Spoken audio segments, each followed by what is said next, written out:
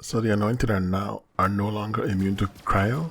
I mean, I was fighting one in Pandora, and I noticed that Cryo damage was triggering against him.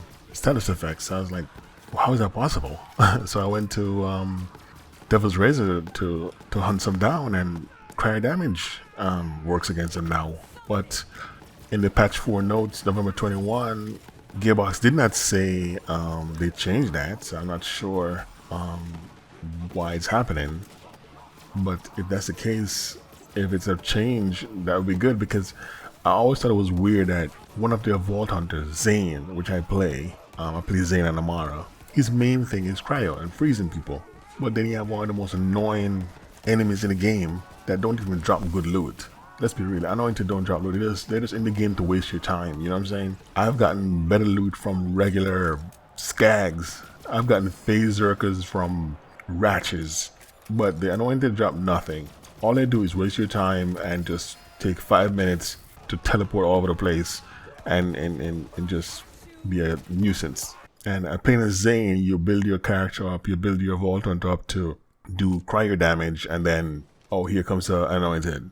You gotta try to find a weapon that can kill him. When you set up your guy to do Cryo damage, you can't kill Anointed because he's immune to it. And I'm like, why would he be immune? He's just a human being, right? Like everybody else the only person right now that's still immune to Cryo damage is Hot Carl, and because he's basically fire, right? But he's basically a volcano man. But everybody else should get Cryo damage. So, like I said, I don't see anything in the notes that says Gearbox changed this, so I'm not sure why it's happening, but hopefully it's a change that's here to stay, because one of your Vault Hunters can't kill Anointed with his Cryo build. He has to go find some other weapon to do it, and it's just like, it's really ridiculous. But I think it may be they have looked into they're always checking the numbers and the gameplay, right? Because the patch comes out and they say Amara builds are good, they're not gonna change anything for Amara, and they made some changes for Flak and Mose and Zane. And I'm thinking, maybe they're seeing that people are not playing Zane as much as the other characters, right? You might pick up Zane and try him out, but after a while, when you realize, if you play Zane and Amara, like I do, you realize Amara is a god. You know what I'm saying? And Zane is just a regular human being. He can't compete in terms of damage. And then you have an annoying enemy in the game that he can't kill with his Cryo build, so it's like, okay, it's I don't know. And they've been updating Zane since the game came out and tried to make it more powerful, but the main issue with Zane is he has wonderful abilities, but the main issue with Zane is his abilities are hard to get. Like, they're all his best abilities are at the bottom of each skill tree.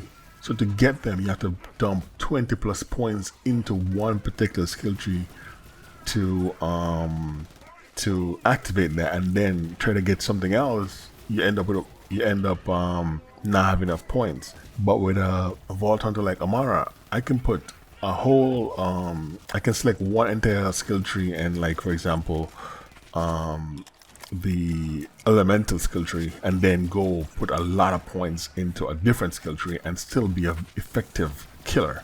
While Zane, if he tries to go double barrel, it takes 26 after 48 points to get that. That means only 22 points left. And then in 22 points, if he goes into undercover, and he gets down to where if he freezes somebody, his shields regenerate, and the next point goes into, when he damages frozen people, he gains health. You can only put 1 point in that. You can't put 3 points in it, because, like, you're out of points. And if you select the Hitman skill tree and put points in there, then you can't get double barrel and Hitman together. You can't do drone and clone together, like fully have the clone have your weapon and also do a really good Hitman tree as well. So I think the issue with Zane is that his great ability, his passive ability skills are way down in all of his skill tree. They need to be up more, like in the middle, and so therefore you can dip into each skill tree and get the points. Otherwise, you have to just put all your points in undercover, get a shield, and then run around and then try to play it that way. But if you like me and you want to play with the both the clone and the drone and not use a shield, then it really hurts you. And all of his really good skills are based on activating two skills together, you know. So like gun damage, you know, you activate two skills, you can get double the gun damage, right? So it's like if you try to do one of the skills, like so for example the clone, and then do grenades, you'll lose out half of your damage, half your extra damage. It's like it's a weird layout, you know. It's like the difference between the PS4 controller and the PlayStation controller and the Xbox controller, right? Is they're basically the same, you know, buttons and sticks on them, but they're in different places. And so when you play both controllers, you can tell that you have your favorite. Like you either prefer the PlayStation controller or you prefer the Xbox controller.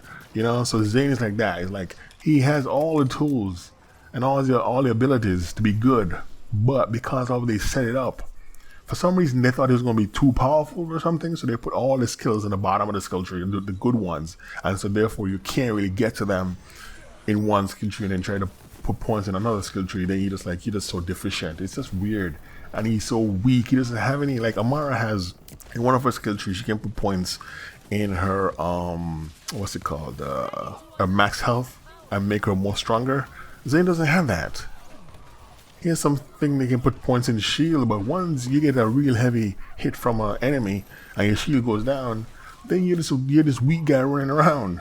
You know what I'm saying? I guess they did all this because they assume people are going to play with a barrier shield, but I don't want to play with that. I want to play the clone and the drone together. I don't want to play with the shield.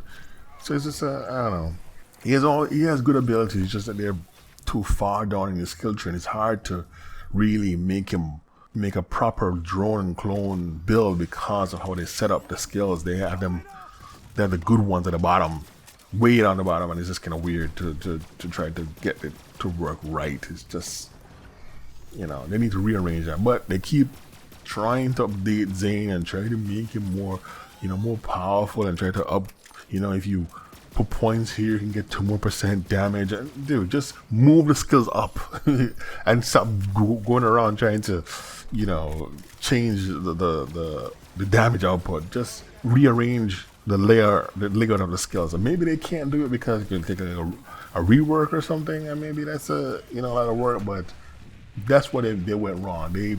The layout of Zane's skill tree is wrong. You can't really do a drone and clone properly, and probably that's the reason why, you know, they're trying to now, you know, make it more powerful and stuff. But if they just rearrange the skill trees and put up his good skills from the bottom, put them up middle, so you can get them, you know, and then, you know, be a much more fun character to play, because his best ability, the double barrel, it takes 26 points to get it. And then you have 22 points left, and then you're stuck now. You can't really do anything else with that except run around and hope that you don't die. And then your drone takes forever to come back. You know, the downtime on that, the cooldown time on that is a long time. Well, Amara can proc her ability like immediately.